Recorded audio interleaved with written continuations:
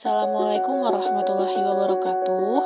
Salam sejahtera bagi kita semua, tabipun. Kami dari kelompok 6 akan memaparkan hasil diskusi kami terkait tanggapan kelompok lain tentang pemahaman dalam UBD memiliki pengetahuan diri.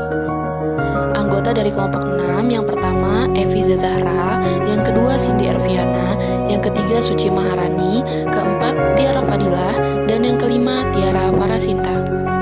Pertanyaan pertama dari kelompok lain yaitu bagaimana pendidik mengevaluasi pengetahuan diri pada peserta didik? Lalu jawaban dari kami yaitu cara pendidik mengevaluasi pengetahuan diri peserta didik adalah dengan menggunakan rubrik penilaian afektif terkait pengetahuan diri peserta didik.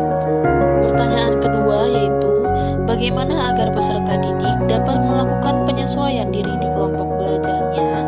Jawaban dari hasil diskusi kami yaitu cara agar peserta didik dapat melakukan penyesuaian diri di kelompok belajarnya adalah yang pertama, membagi kelompok sesuai dengan karakteristik dan kemampuan peserta didik.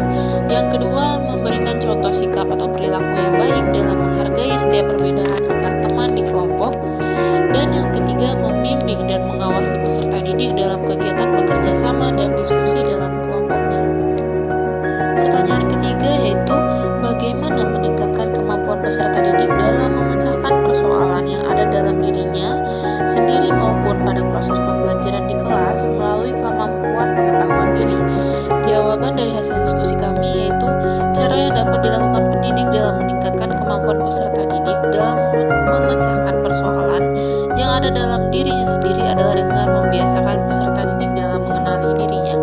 Pendidik dapat membuat hiasan kelas seperti daftar perasaan peserta didik di hari ini, apakah senang, ataupun sedih, atau bergembira, atau semangat, lalu memberikan pertanyaan apakah peserta didik sudah paham atau belum di setiap selesainya penjelasan dari pendidik, lalu memberikan materi pelajaran menggunakan media seperti visual, auditory, maupun kinestetik agar pendidik dan peserta didik mampu mengetahui bagian mana yang sesuai dengan kebutuhan dan kemampuan peserta didik terkait media pembelajaran.